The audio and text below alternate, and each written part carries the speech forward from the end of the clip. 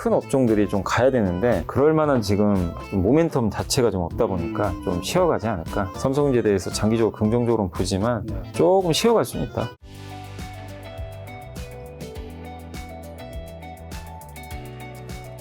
이사님, 드디어 증시가 요즘에 좀 분위기가 좋은 것 같습니다. 네. 현재 한국 증시랑 미국 증시 뭐 좀 어떻게 보고 계신가요? 요즘엔 미국보다 한국이 훨씬 좋은 것 같고요. 네. 미국 증시는 사실 좀 답답하고 좀 상승하고 나서 좀 정체인 것 같고 밀리진 않는데 좀 횡보하는 분위기고, 미국 같은 경우는 뭐 은행 위기는 좀 완화됐는데 확실히 이제 기업 실적들 경기 침체 뭐 이런 우려가 아직 있다 보니까요. 조금 답답하고, 또 미국 증시를 이끄는 그 빅테크 기업들의 주가가 좀 힘이 없더라고요. 네. 생각보다. 그래서 좀 이렇게 정체돼 있는데, 한국 증시는 좀 다른 게, 일단 이제 한국 같은 경우는 확실한 주도주가 있는 것 같아요. 그러니까 2차 전지가 지금 시총이 그렇죠. 굉장히 크잖아요. 뜨겁죠. 네, 근데 2차 전지라는 이제 확실한 주도주가 있는데, 거기서 끝이 아니라 2차 전지 가면서 조정을 2차 전지 좀 받으니까 뭐 바이오도 한 번씩 가지고, 자동차 가고, 그 다음에 뭐 헬스케어, 뭐 다른 뭐 의료기기나 이런 섹터도 가졌고, 뭐 반도체 소부장도 좀 움직였던 것 같고, 그러니까 이렇게 고르게 순환매가 계속 도는 것 같아요. 그러니까 2차 전지가 위에서 딱 받쳐주고 못 오른 기업들이 이렇게 잘 가면서 한국 증시가, 특히 이제 그 중에서도 코스닥이 정말 많이 올랐잖아요. 올해 뭐 역대급 정말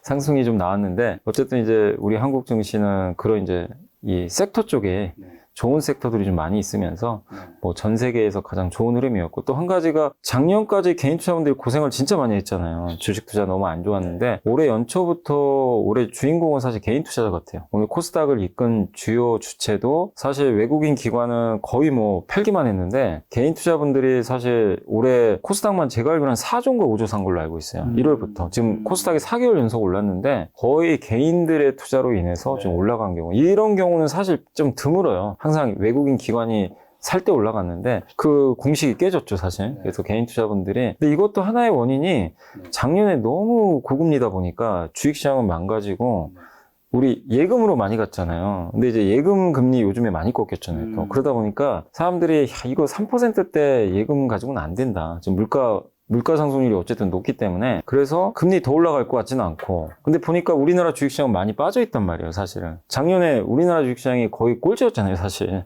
그러다 보니까 개인 투자분들이 돈을 빼서 일단 한국 주식으로 또 들어왔는데, 그 타겟이 2차 전지였어요. 개인 투자분들의 이 매수 타겟이. 이게 또 잘 맞았어요.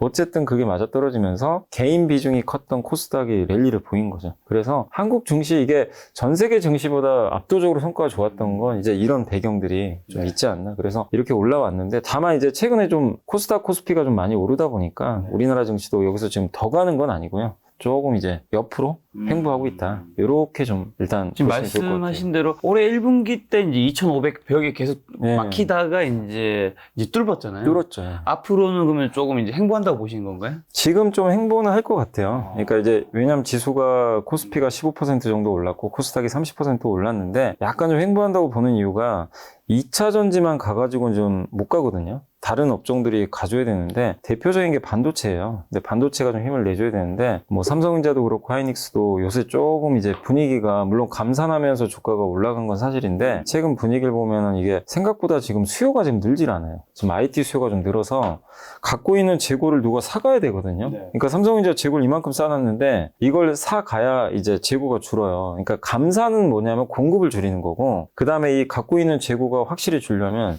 저기서, 왜냐면 이게 지금 감산이지 생산량이 0은 아니잖아요. 저기서 안 사가요. 그러면 여기 계속 재고가 쌓여요. 조금이라도. 근데 이거를 누가 사가야 이제 재고가 줄잖아요. 근데 아직 그게 잘 안 보이는 거예요.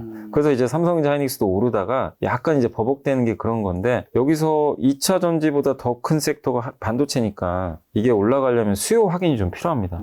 근데 그게 아직은 확인이 안 돼요. 중국의 IT 지표도 여전히 안 좋고. 근데 저는 이제 개인적으로 중국도 결국 시간 문제라고는 보고 있어요. 뭐 중국의 IT 재고 조정 중이거든요. 이게 끝나면 결국엔 뭐 한두 달 후에는 좀 확인되면서 반도체도 다시 가지 않을까 싶은데, 투자자들은 지금 보고 싶잖아요. 그게 좀 줄어드는 거예요. 근데 그게 안 보이니까 주가도 어느 정도 레벨업 한 상태에서 시장에서 좀 팔고 싶은 사람은 또 파는 거고. 그래서 주식시장은 일단 2,500 넘고 나서 조금 그 약간 슬로우하게. 그러니까 주도주가 이게 확실하게 2차 전지를 또 이 쉬어가는 과정에서 반도체나 뭐 이렇게 좀 큰 업종들이 좀 가야 되는데 네. 그럴 만한 지금 좀 모멘텀 자체가 좀 없다 보니까 좀 쉬어가지 않을까. 개인적으로 뭐 이렇게 급락장은 아니고요. 그냥 네. 조금 늘어진다. 말씀하신 네. 반도체 삼성전자, SK하이닉스 한번 볼까요? 네. 요새 뭐 삼성전자 하이닉스도 많이 오르긴 올랐죠. 이게 저점 대비해서는 좀 오른 편이긴 한데 삼성전자가 이제 66,000원까지 한번 올라왔다가 네. 이제 조금 횡보하고 있잖아요. 그러니까 그 이유가 여기서 한 단계 더 레벨업을 하려면 아까 말씀드린 대로 IT 수요에 대한 그게 확인이 돼야 되고요. 그러니까 지금 여기까지 올라온 거는 감산의 힘이죠, 사실. 그리고 반도체가 되게 좀 독특한 게 이게 이때 바닥 찍었잖아요. 근데 사실 지금 반도체 업황은 지금이 더 안 좋거든요. 계속 안 좋은데 주가는 자꾸 올라가는 게 이제 과거의 학습 효과도 있겠지만 이때 두 가지 이벤트가 있었어요, 이 당시에. 바닥을 찍은 이벤트가 첫 번째가 이때 여기 9월 말로 기억을 하는데 네. 당시 마이크론이 처음 감산 발표를 합니다. 9월 말. 이 실적 발표할 때. 그러니까 과거에도 3개 회사 중에 하나가 감산 발표하면 바닥이 나와요. 첫 번째 바닥 나왔고 10월 달에 글로벌 유동성 증감률이라고 하는데 하이투자 그 연구원님이 지금도 보고서를 쓰시는데 과거부터 하셨던 얘기가 글로벌 유동성 증감률이 이게 바닥을 찍을 때 보통 같이 바닥을 찍는데요. 근데 살펴보니까 유동성이라는 건 뭐죠? 이제 뭐 세계 각국에서 돈 푸는 거잖아요. 근데 작년에는 돈 푸는 게 아니라 돈을 줄여버렸잖아요. 그래서 작년에 그 증감률이 10월 달에 마이너스 이 폭이 굉장히 컸대요. 요때 당시가. 그러니까 이때가 글로벌 유동성이 가장 안 좋을 때였어요. 그리고 나서 10월부터 어떻게 됐냐면 유동성 증감률이 조금 개선되기 시작한 거예요. 근데 지금도 개선되고 있어요. 그러다 보니까 주가가 좀 올라온 거죠. 그러니까 업황은 안 좋은데 이 좀 선행 지표들이 올라오기 시작하는 거예요. 이게 반도체 업황이 보통 6개월 선행을 하거든요. 그래서 지금 이렇게 됐는데 근데 우리가 원하는 추세 상승은 저런 지표만 가지고 추세 상승이 나오는 게 아니에요. 추세 상승은 아까 말씀드린 진짜 수요. IT 기기 사고 반도체 고객사들이 사가고 이게 나와야 되는데 이게 확인이 안 되고 이게 언제 확인될지 사실 뭐 저라고 알 수 있는 건 아니에요. 근데 지금 중국에 IT 재고가 많대요. 근데 중국의 그 이 제조사들이 계속 재고를 줄이고 있대요. 재고 좀. 근데 그게 끝나면 어떻게 되죠? 다시 재고 쌓아야 돼요. 그래서 적어도 하반기 지금 4월이니까 5월, 6월 정도 지나면서부터는 수요 기대감도 나올 것 같아요. 그래서 많은 애널리스트는 항상 하는 얘기가 3분기부터 업황 좀 회복 가시성이 있고 4분기엔 좀 돌린다. 이렇게 보는 게 이제 그런 근거 때문이거든요. 그래서 약간 지금은 선행 지표가 올라오면서 주가가 이걸 반영해서 올라왔고 감산 이벤트까지 다 반영된 상태에서 수요 확인해보자라는 심리 때문에 늘어진다. 예, 요게 한 달이 될지 두 달이 될지는 잘 모르겠습니다. 그거는. 예. 근데 만약에 우리가 생각 못한 또 이벤트가 나온다. 그러면 더 갈 수도 있어요. 뭐 예를 들면 삼성전자가 감산 발표했는데 이번 달 말에 삼성전자가 IR을 해서 이제 언급을 직접 하겠죠. 그때 우리 예상보다 훨씬 더 기간과 폭을 세게 한다. 그러니까 감사는 올해까지만 할 줄 알았는데 뭐 예를 들면 1년 더 하겠다. 뭐 그런 것도 있을 수 있고 15% 정도 감산할 줄 알았더니 실제 발표가 30%다. 그럼 이제 우리 예상보다 훨씬 센 거잖아요. 그러면 이제 주가는 더 오를 수도 있는 거죠. 그래서 그런 이벤트가 있다면 또 올라갈 수 있는데 그게 아니라면 좀 저는 개인적으로는 삼성전자에 대해서 장기적으로 긍정적으로 보지만 조금 쉬어갈 수는 있다. 여러분 늘어진다. 근데 오히려 그럴 때 노이즈가 나와서 빠지면 비중은 늘려가셔야죠. 네, 이거를 뭐 반대로 단기적으로는 잠깐 쉬어갈 네. 수 있어도 뭐 호재 같은 그런 뉴스가 나오면 좀 오를 거고 어쨌든 네. 장기적으로는 또 오른다고. 방향은 이제 내년까지는 좋아져요. 네. 그 방향은 변함이 없기 때문에 네. 근데 우리가 방향이 안 좋은데 역방향이 앞으로 몇 년치 나올 텐데 그러면 뭐 주식은 오를 때마다 팔아야 될 거 아니에요. 그렇죠. 근데 그건 아니기 때문에 네. 반대로 하자. 그래서 저는 이제 말씀드리고 싶은 요지가 하이닉스 똑같아요.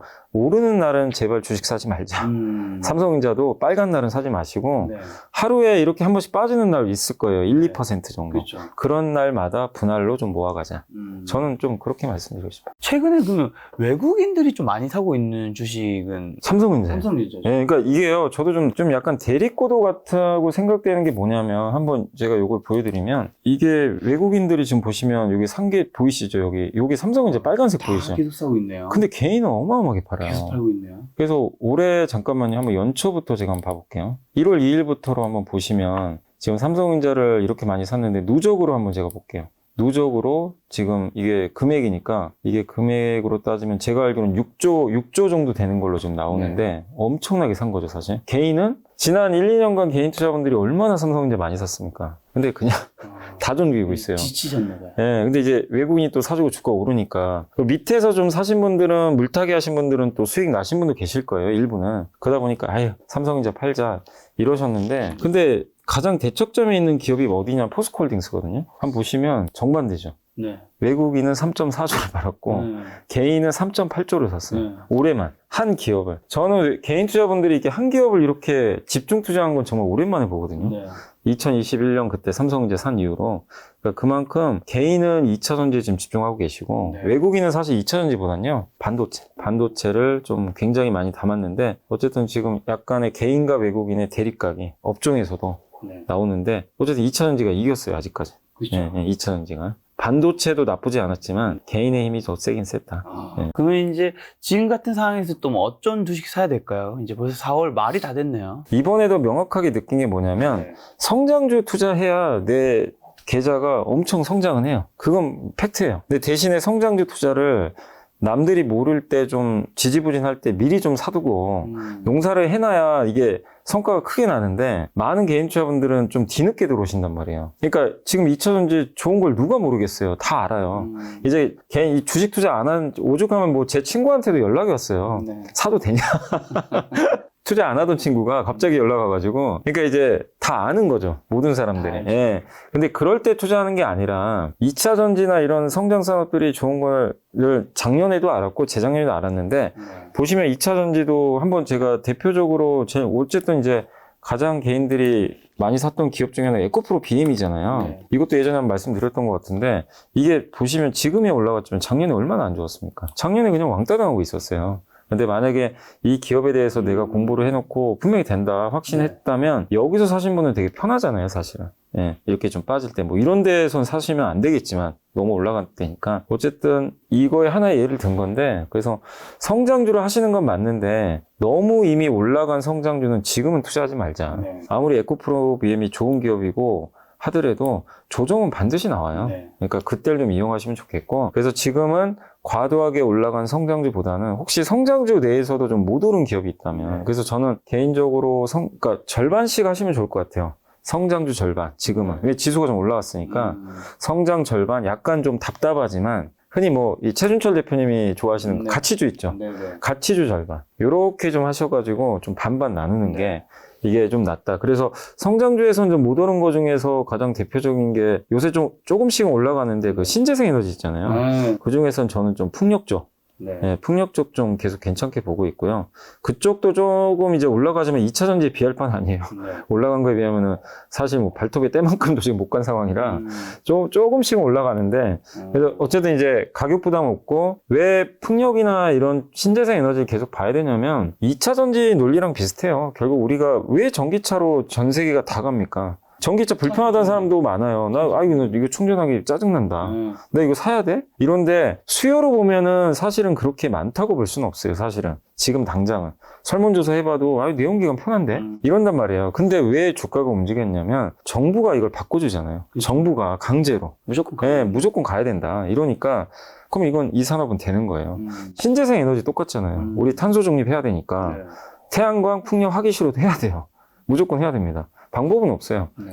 그렇기 때문에 그런 이제 그 친환경 정책에 의해서 갈 수밖에 없거든요. 그래서 거기에 속한 산업들이 지난 1, 2년간 충분히 조정도 받았기 때문에 저는 성장 쪽에선 그쪽 보셨으면 좋겠고 또 성장 쪽에서 볼만한 게 저는 좀 개인적으로 좀 보고 있는 게 요거는 근데 중국과의 관계가 좀 있을 수는 있겠지만 그래도 중국의 의료기기 시장이 있잖아요. 특히 중국에서 올해죠. 오스테임플란트가 이제 결국엔 상장 폐지되겠죠. 지분 인수했기 때문에 공개 매수. 요새 덴티움이라는 회사의 주가가 좀 많이 오르긴 하는데 어쨌든 중국의 임플란트라든가 뭐 중국의 보톡스도 있을 거고 중국의 의료기기 시장이 저는 굉장히 커진다고 보고 있는데 근데 왜 의료기기 쪽을 중국 쪽을 이렇게 좀 괜찮게 보냐면 중국 회사들의 경쟁력이 아직은 떨어져요, 한국보다. 그러니까 뭐 보톡스도 그렇지만 요 임플란트만 해도 오스템 임플란트가 중국에서 1등 하거든요.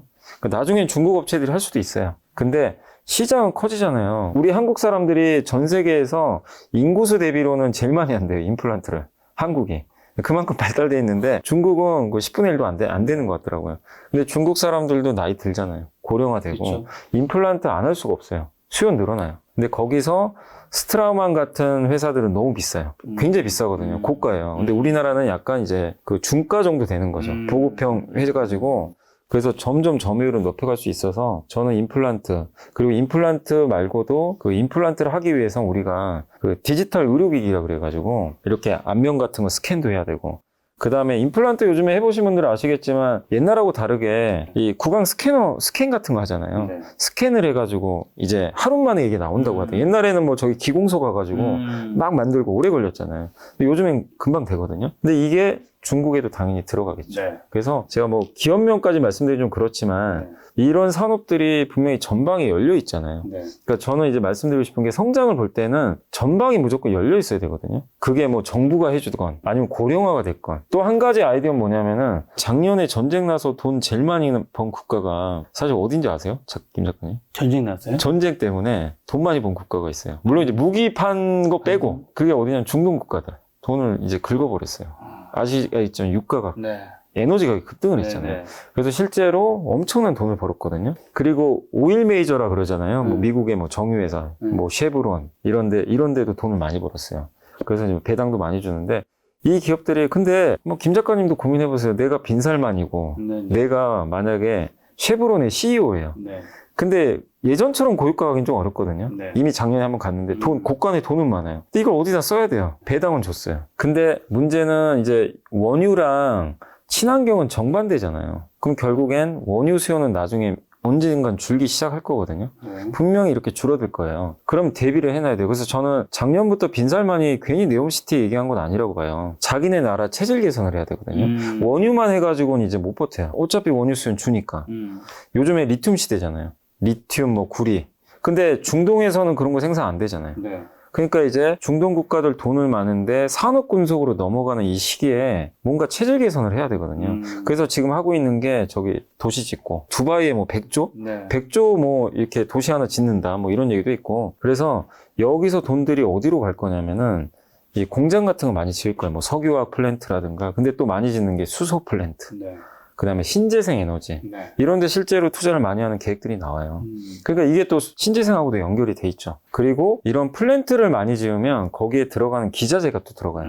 우리나라 회사 중에 뭐 조선기자재, 네. 건설기자재 이런 회사도 몇 개 있거든요. 그런 회사 한번 찾아보니까 그러니까 중동에서 돈을 많이 쓸 때 돈 벌 수 있는 우리 건설주는 너무 뻔하니까 건설주 말고도 중소형 기업들 중에서도 여러분들이 기자재 업체들 찾아보시면 연관이 돼 있어요. 그러니까 왜 이런 걸 몇 개 말씀드리냐면 이게 성장을 하잖아요. 이 앞단이 열려 있으니까 돈이 그쪽으로 가니까. 그래서 그런 산업들을 저는 한 절반 정도 한번 고민하셔가지고 포트를 꾸려놓으시고 그 다음에 나머지 절반은 지금 지수가 좀 오른 상태니까 변동성이 언제든 나와요.